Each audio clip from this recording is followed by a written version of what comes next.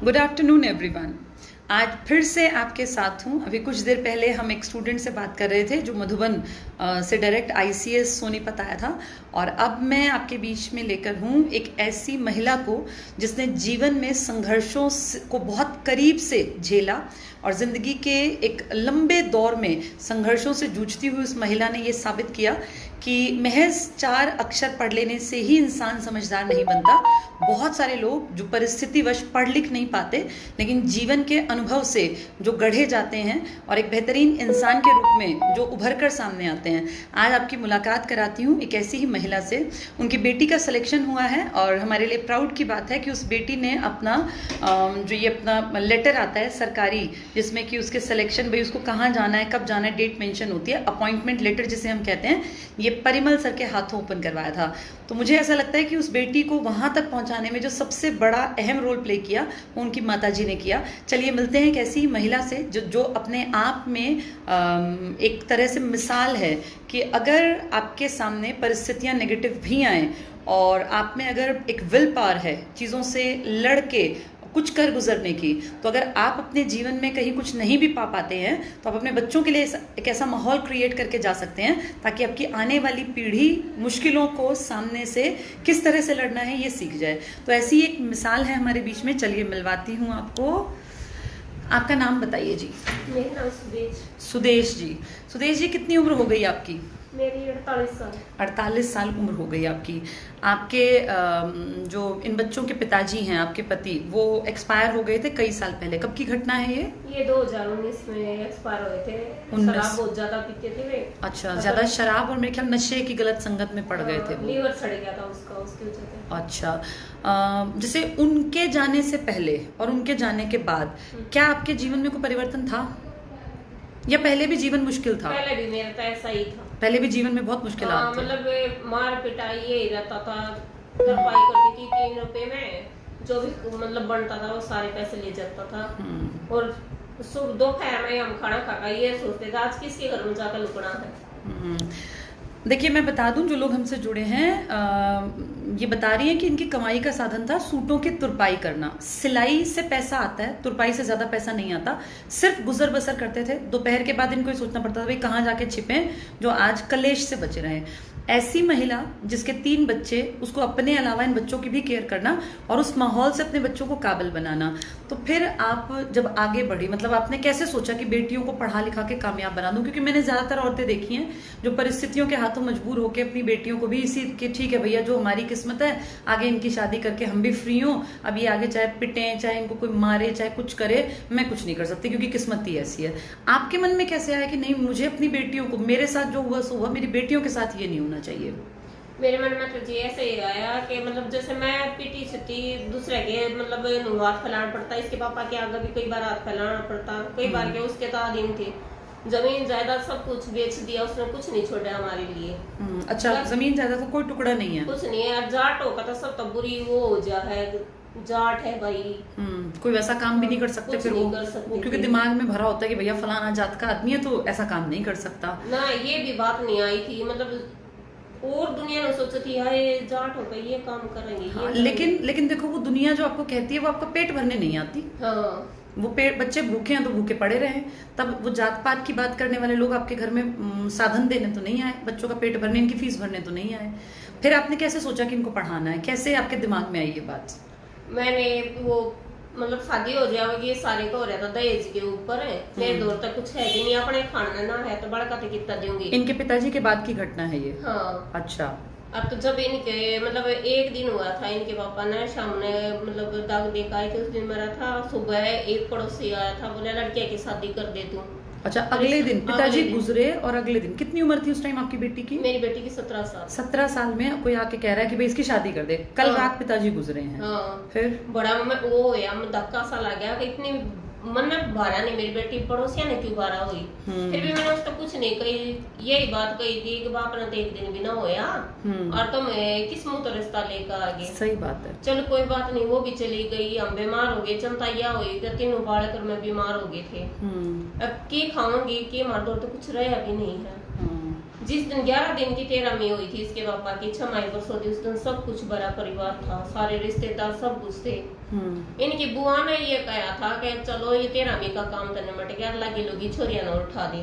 अच्छा, मतलब एक तरफ 13वीं हुई आदमी की और एक तरफ लड़कियों की भैया विदाई का अपना काम कर उसी दिया। दिन हाँ। ये कहा मेरे 13वीं होने के बाद सब कुछ रुक रहा था, इसका मामा भी था, सब कुछ थे, इसकी ताई भी, उसकी ताई, इसका मामा ने बोला एक बार जिसकी लड़की है उसने तो पूछ ले सही बात है। इसके रिश्ते की। मैं बोली मैं किसने के बुझो हो तेरे तो बुझो, हम इन छोरियां उठा दी मैं बाहर नहीं था, फिर तुम दो माँ बेटा रह जाओगे, अपने दोनों तो अपना पेट पाल लोगे, छोरियां चली जाएंगी ब्याही जाएंगी। मैं बोली मैं सारा कौन देगा, कल दुख हो गया जब कौन खड़ा होगा, कौन खड़ा होगा। और बेटियों की सिर्फ विदाई नहीं होती ना, आगे पूरी जिंदगी इनकी अगर ये बिना कमाती हैं तो फिर दूसरे के अधीन रहेंगी हमेशा। तो बोले तू कितना ब्याह देगी, अपना तो पेट भर ले।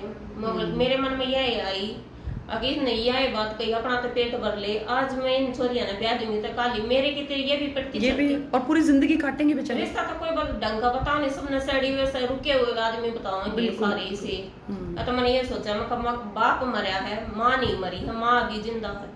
ये बहुत बड़ी बात सोची आपने, नहीं तो ज्यादातर औरतें तो कमजोर पड़ के कि भाई ठीक है मैं आगे कहाँ से करूंगी, तो ठीक है रिश्तेदारी जहाँ जैसा ढूंढ दें, कोई नालायक हो, बिना कमाता, कोई नशे करने वाला, तो अपना कर करा के दूर करते हैं। आपका ये डिसीजन सच में बहुत बड़ा और बहुत एक स्ट्रॉन्ग डिसीजन था कि माँ नहीं मरी बच्चों की, बाप मरा है, माँ जिंदा बैठी है। और तो इनके बुआ ने यही बात कही थी सब रिश्तेदारों के बीच में आके, एक दिन थारे हाथ में कटोरा नहीं आ जाए ना तो हमने कह दी और हम थारी दूरी कभी ना लेकर। मतलब उनका ये था कि भाई तुम कुछ कर नहीं पाओगे। हाँ। बेटा जब ये तुमने सुनी ये बात तो तुम्हें कैसा महसूस हुआ, जब इस तरह की बातें रिश्तेदार करने लगे तो तुम्हें कैसा फील हुआ?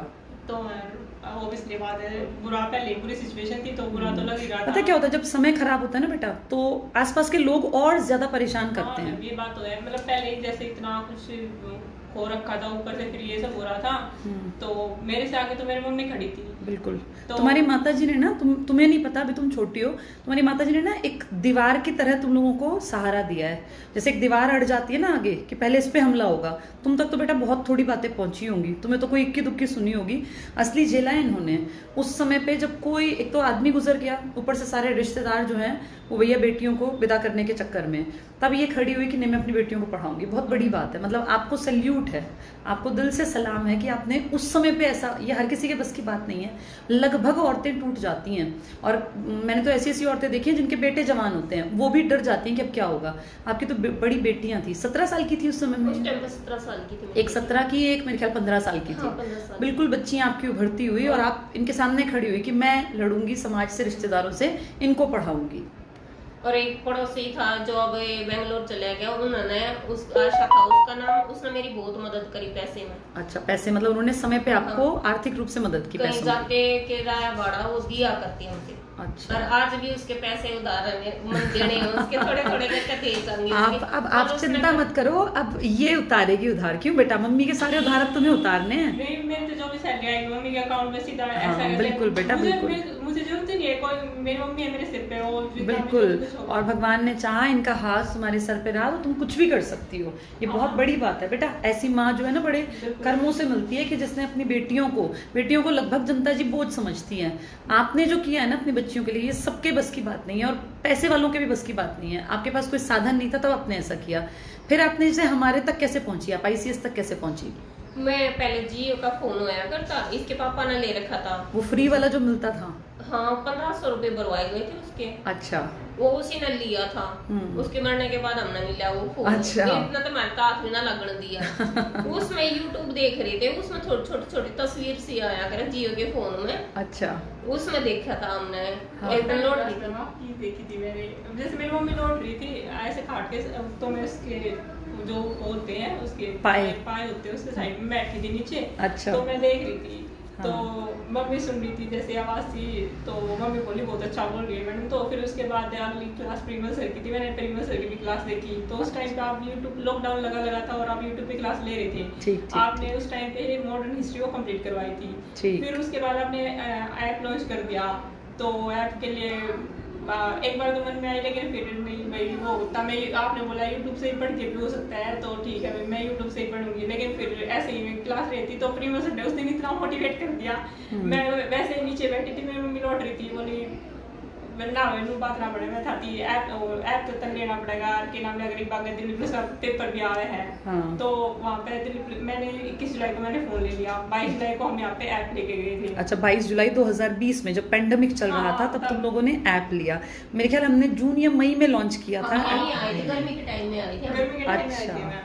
तो तब फिर हाँ, तब आप लोगों ने ऐप ले लिया। फिर मेरा दिल्ली पुलिस का पेपर था, वो मतलब मुझे कुछ काम नहीं था, कुछ भी नहीं था, मैं तो बस पढ़ाई पे ध्यान लिया। और मेरा था 12th के बाद मैं पढ़ाई में गैप हो गया था, तो मुझे लिखना भी नहीं आ रहा था, लेकिन मैंने इतना कवर कर दिया, वो मेरा पेपर क्लियर हो गया था। दिल्ली पुलिस का पहला ही पेपर तुमने निकाल यस दिया। मैम, निकाल दिया था। बेटा, कुछ लोग कहते हैं कि भाई हमारे घर पे पढ़ने का माहौल नहीं है, कमरे नहीं है हमारे पास। तुम्हारे पास कितने कमरे थे ऐसे अलग कुछ अलग? नहीं मैम, हमारे पास तो वहीं पे सोना, वहीं पे खाना, वहीं पे सब कुछ। कितने कमरे हैं तुम्हारे घर में? एक ही कमरा है, एक सिंगल कमरा है जिसमें तुम 3 भाई बहन और मम्मी भी रहती हैं। हाँ, दादी भी रहती है। दादी भी उसी कमरे में रहती हैं? हाँ, मतलब ब्राउंडी में दादी और ब्राउंडी में रहती। तो ऐसा नहीं था कि भाई मम्मी वगैरह हमें डिस्टर्ब कर रही थी। मैं चाहे रात को पढ़ रही हूँ, सर ने 10 बजे भी क्लास ली है, मैंने तो 10 बजे भी क्लास ली है। सर का सारा होमवर्क कंप्लीट किया था, टाइम पे सब कुछ किया था। सर की जो बातें थी मम्मी ने सुनी है? सर की जो, सर बहुत सारी बातें भी करते हैं बीच बीच में। क्लास सबके सामने चलती थी, आवाज सब सुनते थे, मम्मी भी। हाँ, एक कमरे में तो क्लास सुन, तो आपने भी सुनी होगी। सर बहुत बार जो है घरेलू बातें करते हैं, बच्चों से रिश्तों के ऊपर बात करते हैं। हाँ। तो उनका कितना आपको लगता है एक माँ के रूप में कि ऐसी बातें टीचर्स को करनी चाहिए? मुझे तो बढ़िया लगे प्रिमल सर ये बात बताते हुए, कह रहे हैं पहले पढ़ाई करो, पढ़ाई मिल जाएगी तो सब कुछ मिल जाएगा। बिल्कुल। आजकल के प्रिमल सर कह आजकल के छोरे पढ़ाई लग जाए, ये व्याकरण की वो पहले अपने पाए पर डिपेंड हो। बिल्कुल। और देखो, जब तक अपने पैरों पे नहीं खड़े हो इज्जत भी नहीं है। कुछ नहीं, जब तक आपकी नौकरी नहीं है, मेहनत नहीं करोगे, तब तक आपको वो समाज में जगह ही नहीं मिलेंगी। तो बेटा बहुत अच्छा लगा तुम लोगों से बात करके। और अब तुम्हें कब जाना है, क्या डेट दे रखी है इसमें लेटर में? मुझे 28 अक्टूबर से पहले जाना है। 28 अक्टूबर से। मम्मी को साथ लेके जाओगी? हाँ, मम्मी मेरे साथ। मेरे ख्याल राजस्थान में आप भी पहली बार जाएंगी, है ना? हाँ, पहली बार इस बहाने आप पता है आप देश के सबसे बड़े राज्य राजस्थान में घूम के आ जाएंगी। और भगवान ने चाहा आपकी बेटी इस तरह की नौकरी में है कि आपको ये भारत घुमा देगी। कभी इसकी ड्यूटी कहीं आएगी, कभी कहीं आएगी। अब आप जीवन के उस पड़ाव पे आ गई हैं कि अब आप निश्चिंत होके अपना जो है जीवन को जी सकती हैं। और भगवान ने चाहा तो आपके एक बेटा और एक बेटी जो इससे छोटे हैं वो भी लग जाएंगे। एक मैसेज आप कोई भी दो उन माओं को जो अपनी बेटियों को नहीं पढ़ाना चाहती हैं, या उन पिताओं तक भी आपकी बात पहुंचे जो जैसे गलत संगत में भाई नशे करते हैं, बच्चों पे ध्यान नहीं देते, घर में कलेश करते हैं। तो इस तरह के लोगों को आप क्या मैसेज देना चाहती हैं? मैं तो ये कहूँगी बेटा बेटी सबके में एक समान है। कई बार बेटा नहीं पढ़ता, बेटियां पढ़ जा है, और वो पढ़ने का उन्हें मौका भी नहीं मिलता है। बिल्कुल। तो मैं ये कहूँ मतलब आज के टाइम में है ना, सब ने मतलब जब मियाँ बीबी भी कमाओ ना, जब भी घर का रानी बैठ रहा। बिल्कुल। अगर एक देख लिया सरकारी नौकरी वाला ढूंढ दिया, सरकारी नौकरी वाला ढूंढ दिया तो धन भी इतना ही देना पड़ेगा। बिल्कुल। क्यों आजकल की बूढ़ी लुगाई मत यो है तो कितना ले आई तरफ छोरा सरकारी नौकरी लग रहा था। ये बात सरकारी वाली बराबर में आओगे तो हो जाएगा कहाँ भाई सरकारी लग गया सरकारी। और फिर अब आपको देना भी नहीं है, अब आपको देना भी नहीं है। मेरा तो ये कहना है लगी हुई लड़कियों को कुछ भी नहीं देना चाहिए। भाई सबसे बड़ा धन हम अपनी बेटी दे रहे हैं, जिंदगी भर कमा के ससुराल में ही तो देगी ना। तो ससुराल में जब देगी, और जैसे आपकी बेटी अब लग जाएगी, कल को इसकी शादी ब्याह भी होगी, तो एक चीज और बेटा मैं कहूंगी, अपनी कमाई पे अपना हक रखना एक बहुत बड़ी गलती जो बहुत सारी लड़कियां करती हैं। मैं एक रील भी देख रही थी, आईपीएस से ना देश की पहली क्या नाम था उनका, किरण बेदी जी, उनकी रील बड़ी अच्छी है कि जो लड़कियां कमाती भी है ना, कई बार वो क्या करती हैं कि मेहनत करती हैं, कमाती हैं, और सारा पैसा अपने ससुराल वालों को थमा देती हैं, फिर उनसे मांगना पड़ता है। ये बिल्कुल गलत है बेटा। तुम 22 साल की हो, ये मेरा भी एक जैसे एक मैसेज मैं भी देना चाहती हूँ, अपने पैसे पे अपना होल्ड रखना।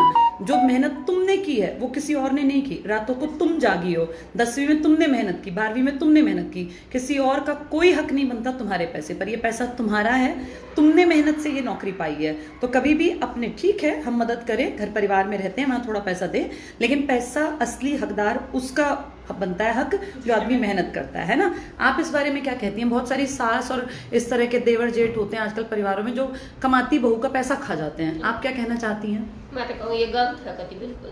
अपने उसके माँ बाप ने पढ़ाई लिखाई, लड़का कब दे देगा उसके परिवार को नहीं देगा। लेकिन लड़के की माएं कुछ इस तरह की हैं जो इतनी नीचता दिखाती हैं कि बहुओं के भी पैसे खा जाती हैं। तो ऐसों के लिए क्या मैसेज है?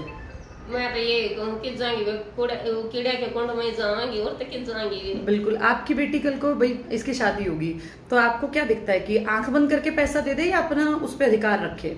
मैं तो ये अपना अधिकार रखा है, मैं तो ब्याह में भी खर्चा नहीं करूँ, कोर्ट में शादी करवाऊंगी मैं तो ये तो मुझे आपकी बात बहुत ही मन भावन लगी कि आप अपनी बेटी की शादी जो है कोर्ट में कराने के लिए, ताकि पैसे खर्च ना हो, वो पैसा अपने इसको भविष्य पे लगाना चाहिए। अगर किसी के पास ज्यादा हो रहा दान कर दो, बिल्कुल सही मदद कर दो। बिल्कुल सही बात है, बहुत बढ़िया, आपके विचार बहुत अच्छे लगे मुझे। आप पढ़ी कितना है? मैं 8वीं पास हूँ। 8वीं पास है? हाँ, फर्स्ट वो डिवीजन। ये इतनी बढ़िया बढ़िया बातें करना आपने कैसे सीखा फिर? बस जिंदगी ने सिखा दिया, जिंदगी ने सिखाया। इसलिए कहते हैं कि किताबों से बाहर भी बहुत कुछ है सीखने के लिए। बहुत अच्छा लगा मुझे आपसे बात करके, और आप जैसी माएँ जो हैं उन लोगों ने बहुत सारे लोगों को एक अच्छा रास्ता दिखाया। चलिए थोड़ी देर आपकी बेटी से बात करते हैं। हाँ बेटा, किस किस का जीवन में तुम्हारा योगदान महसूस करती हो, और आज तुम यहाँ बैठी हो, एक सक्सेसफुल लड़की हो, आज तुमने अपना ये लेटर परिमल सर से क्लास में खुलवाया, तो ये तुम्हारे मन में कैसा आया कि भाई मैं लेटर जो है खुद ना खोलूं? क्योंकि ये तो एक्साइटमेंट, मैं तो गवर्नमेंट जॉब में थी, मुझे पता है लेटर आती, मैंने सबसे पहले लेटर फाड़ के देखा था इसमें लिखा क्या है।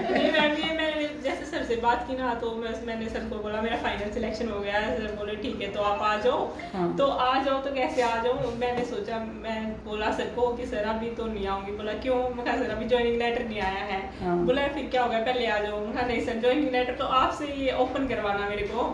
तो उस टाइम मेरे पहले से था, जिसने मेरी लाइफ में जो मुझे सक्सेस पे पहुंचाएगा उससे क्या से करवाऊंगी। मेरी मम्मी ने मेरे बहुत सारा मतलब जो सपोर्ट है जो एक देना चाहिए वो बहुत दिया। बेटा इन्होंने बेस बनाया तुम्हारा, ये ना होती ना तो तुम हम तक कभी ना पहुंच पाती। और एक सबसे बड़ी बात है मैम, कुछ परिवार जो है वो अपने बच्चों पर, लड़के पर ट्रस्ट नहीं करते, लेकिन मेरी माँ ने इतना ट्रस्ट किया है। मुझे कहीं भी जरूरत हुई ना, या फिर ये फोन मेरे हाथ में दे रखा था, कहीं गलती यूज कर लिया, ऐसा कुछ भी नहीं किया मेरी मम्मी ने। बिल्कुल आंख बंद करके विश्वास किया। और इसी का नतीजा तुम हो बेटा। जो माँ बाप अपनी बेटियों पे ट्रस्ट करते हैं ना बेटा, उनकी बेटियां निखर के सामने आती हैं। तो इस माँ का भी बहुत बहुत धन्यवाद, और तुम्हारा भी बहुत धन्यवाद बेटा, क्योंकि तुमने सोसाइटी की उन लड़कियों के लिए एक रास्ता बनाया जिनके ऊपर मान लीजिए बाप का हाथ नहीं है, बाप का साया सिर पे से उठ गया है, गरीबी है। तुमने ये प्रूव कर दिया कि एक छोटे से कमरे में रह के भी मेहनत करके लड़कियां आगे बढ़ सकती हैं। और जब परिस्थितियां विपरीत हों, घर वाले सारे रिश्तेदार जब गलत तरीके से आपकी उस परिस्थितियों का गलत फायदा उठाना चाहें, तब भी अगर आप सक्षम हैं, आपके अंदर विल पावर है, तो आप कुछ भी हासिल कर सकते हैं बेटा। बिल्कुल मैम, सभी को यही है कि भाई अपने बच्चों पर ट्रस्ट करो, और बच्चे हैं वो अपने माँ बाप का ट्रस्ट बनाए रखो। बहुत बढ़िया मैसेज बेटा। तुम भी अपनी मम्मी की तरह बहुत समझदार हो बेटा।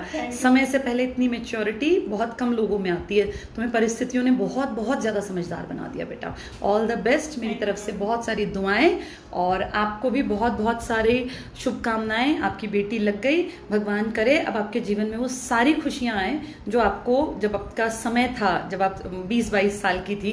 क्योंकि हर लड़की चाहती है भाई मेरा जीवन अच्छा हो। आपका वो जीवन उतना बढ़िया नहीं कटा समय, लेकिन शायद ईश्वर ने अब आपका आगे तक का समय, क्योंकि अभी आप कोई बहुत बुजुर्ग नहीं है, 48 साल तो कुछ भी नहीं होते, अभी तो आप कम से कम 30 साल और जिएंगे। आराम से उस जीवन को काटिएगा। अपने बच्चों पे विश्वास किया, ये आपने बहुत बहुत अच्छा काम किया। बहुत सारा धन्यवाद आपका यहाँ आने का, बहुत सारी शुभकामनाएं। धन्यवाद। चलिए आज हम लोग मिले। आज तो 2-2 सिलेक्शंस हमारे पास आए। थोड़ी देर पहले रेवाड़ी से एक बच्चा आया था, मधुबन से सीधा यहाँ आया, और अब हम लोग मिले एक ऐसी माँ और एक ऐसी बेटी से जिन्होंने दुनिया को जवाब दिया है, जबान से नहीं, काम से, मेहनत से। इन्होंने प्रूव कर दिया कि कंडीशंस कितनी भी खराब हो, अगर आप में काबिलियत है, अगर आप मेहनती हैं, आप सही रास्ता पकड़ते हैं, तो आप हर चीज का जवाब अपनी सफलता के डंके की चोट से देंगे। Thank you.